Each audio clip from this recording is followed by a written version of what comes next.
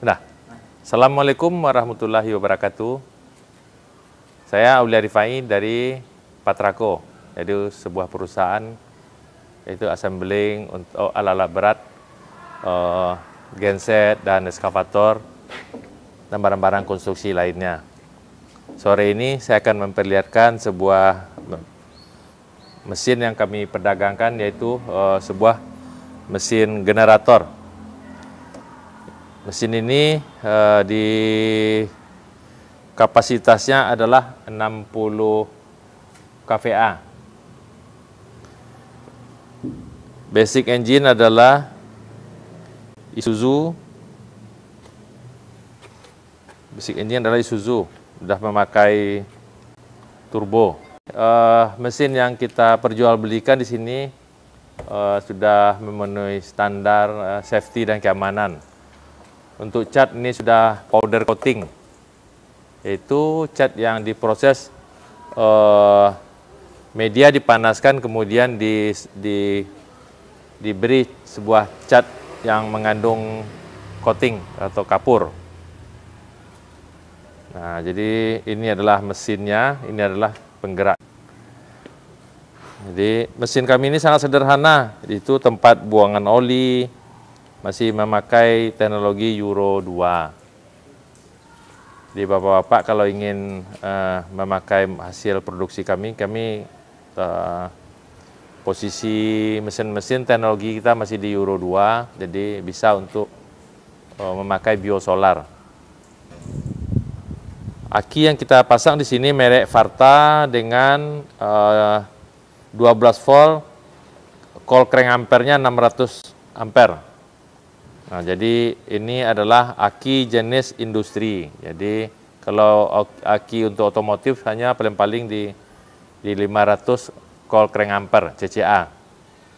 Jadi aki ini ada juga perbedaannya, walaupun dia sama-sama 12 volt, ada aki ini yang 580 CCA-nya dan 600, ada bahkan sampai di 850 dan seterusnya. Mesin kita sangat sederhana. Nah, suaranya juga sudah memenuhi standar kebisingan, yaitu ini di posisi 60 desibel. Sangat compact, sangat sederhana. Nah, ini dinamo, ini mesin. Ya sangat sederhana, jadi semua orang bisa mengurus mesin produk Patrako. Jadi di sini kita tidak memakai namanya ECU. ECU yaitu kalau teknologinya sudah Euro 4 itu, Electronic Control Module. Kita masih konvensional karena rata-rata bahan bakar yang tersedia di Indonesia ini ya biosolar. Baiklah kita ke sebelah, kita coba lihat. Nah, jadi kalau dia sempat lalai konsumen, kalau konsumen ini sempat lalai mengisi bahan bakar dan bahan bakar itu kosong, maka mesin ini habis bahan bakar, kemudian kita mau diisi lagi, kita gampang untuk membuang anginnya. Nah, coba dilihat di sini. Nah, jadi ini adalah fuel pumpnya namanya. Nah, fuel injeksi pumpnya. Jadi bahan bakar dari tangki, kemudian melalui proses ini namanya water separator. Kemudian water separator ini masuk ke sistem penyaringan filter, penyaringan bahan bakar. Nah, jadi kalau sempat ini berangin kata orang atau sempat kosong bahan bakarnya, ya kita buka ininya. Buka satu, kemudian kita pompa gini. Ini bisa kita pompa gitu. Sampai dia keras. Kalau udah keras artinya tidak ada udara dalam lagi. Nah, kita pompa, nanti dia akan keluar busa-busa sini. Kalau sudah nggak ada keluar, nanti kita lanjut ke sini. Buka. Nah, nanti begitu. Jadi sehingganya sudah semua sangat padat, ya itu udah bisa langsung dipakai mesin. Nah, bedanya kalau mesin yang teknologinya udah pakai ECU itu, ya kita nggak bisa lagi manual ini, kita ya, harus panggil teknisi dan Ya, pakai software lagi. Nah, itu bedanya produk kita sama yang lain. Kita masih konvensional lah gitu. Sangat sederhana. Ini untuk proses gas hanya tuas listrik aja di sini untuk mematikannya. Nah, nanti di sini settingannya. Ini belum kita setting lagi. Hanya modal sling. Ini settingan gasnya. Sangat gampang untuk mesin kita ini. Nah, jadi kalau di mesin konvensional nih, bahan bakar yang tidak terbakar di sini, maka dia akan kembali lagi ke tangki. Retun dia lagi namanya. Nah, ini dia retunnya. Ini retunnya. Nah, ini masuknya, ini dari tangki. Kemudian ini ada filter. Kemudian filter ini masuk ke fuel pump ini. Kemudian fuel pump ini sebagian terbakar, sebagian nggak terbakar, maka dia kembali lagi ke tangki. Sangat sederhana. Nah, jadi ada dua sistem penyaringan bahan bakar. Di sini untuk yang pertamanya, ini saringan yang kedua. Ini adalah filter untuk oli. Nah, kalau mesin kita ini sudah memakai turbo, maka wajib kalau memakai turbo ini olinya harus dijaga keencerannya. Tidak boleh terlalu pekat karena turbo itu butuh pelumas. Nah, dia puluhan ribu RPM untuk 1 detik tuh. Jadi kalau sempat sistem pelumas ke turbo itu tidak bekerja, maka turbonya bisa jebol. Nah, ya turbo itu adalah fungsinya adalah memaksa udara masuk ke ruang bakar sehingganya pembakaran jadi lebih ringan. Nah, jadi sangat sederhana mesin ini. Sangat sederhana. Ini adalah sensor tekanan oli. Karena ketika oli ini bergerak, dia berputar, maka ada sebuah tekanan di sini. Apa? Kata Bang Yohanes kayak mesin Isuzu. Iya, ini betul. Ini Isuzu yang konvensionalnya. Ini mesin Isuzu yang konvensional. Nah, belum ke Euro 4. Ini masih di Euro 2 ini sistemnya. Jadi beda Euro 2 sama Euro 4 itu pertama adalah di sistem pengisian FIP-nya, fuel injection pump-nya. Kalau yang udah Euro 4 itu ini udah elektrik. Nah, kemudian sistem bahan bakar nozzle-nya itu sudah pengabutannya sangat halus, tidak boleh tersumbat. Nah, kemudian di katup klep di atasnya itu. Jadi beda mesin Euro 2 dan Euro 4 itu hanya itu aja. Secara piston sama, manifold ini sama, cuma di katup udara namanya apa nama tuh yang di atas piston itu katup satu api katup udara gitu. Nah, jadi yang beda itu aja, hanya FIP-nya sama katup udaranya. Jadi kan di sistem pembakaran 4 tak ini kan dia 1 kali terbakar, 2 kali berputar, yang keempat baru dia terbakar lagi. Makanya namanya 4 tak.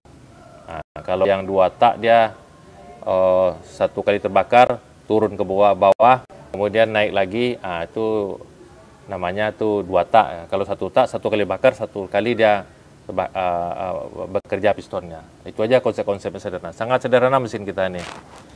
Filter ini banyak persamaannya di merek Sakura, bisa dibeli di online. Sangat gampang. Ini filter udaranya sangat gampang. Jadi untuk apa nih? Untuk pengurusan mesin ini sangat gampang lah. Nah, mesin ini sederhana, tidak memakai ECU, kata orang ECU itu electric control module. Jadi memerintahkan jumlah bahan bakar masuk, jumlah udara masuk gitu. Ya, inilah review untuk mesin-mesin kami, sangat sederhana ya. Ini tempat keluaran kabel 3 pas, single pasnya. Nah, jadi ini kelasnya 65 kVA, 62,5 kVA setara dengan 50 kW. Ini mesin ini peruntukannya adalah untuk standby. Nah, tapi kalau untuk prime itu ada lagi perbedaannya, yaitu biasanya kalau untuk prime itu di radiator dia harus lebih besar, lebih baik gitu. Nah, itu aja beda di prime sama standby, biasanya begitu aja. Karena suhu untuk mesin ini adalah 80 derajat. Kalau dia di atas 80 derajat, maka harus didinginkan. Nah, dinginnya itu adalah di radiator. Tapi kalau mesin ini tidak bekerja di suhu 80, maka terjadi pemborosan bahan bakar. Karena muaian ring piston itu belum pas lagi. Nah, jadi ya kita menjual barang-barang yang inilah yang sangat adaptif, bisa diterima oleh konsumen. Jadi barang-barang Patraco ini minim untuk kelistrikan, jadi siapapun bisa memperbaikinya. Ini contohnya adalah filter, ini filter oli. Nah, ini kalau OEM aslinya JX 1008A, silakan cari persamaan nanti di Sakura bisa. Nanti ini ada banyak di Sakura. Jadi ketika Bapak ngetik JX 1008A, kalau Sakura nanti nomor berapa ada. Sekarang. Ini filter oli. Nah, ini filter ban bakar. Nah, ini dia ada dua ban bakarnya. Satu di atas, satu di bawah tadi. Nomornya CX0708. Nah, ini filter udaranya. Nah, jadi kalau jadi mesin kalau kata ada juga kalau terlambat kita ganti filter udaranya, kadang-kadang membuat mesin cepat panas juga. Nah, jadi mesin-mesin cepat panas itu pertama filter udaranya udah tersumbat, yang kedua tali kipasnya udah kendor atau udah kendor, yang ketiga mungkin jumlah bilah kipasnya berkurang atau rusak. Nah, kemudian namanya juga yang di atas ini, yang di atas ya,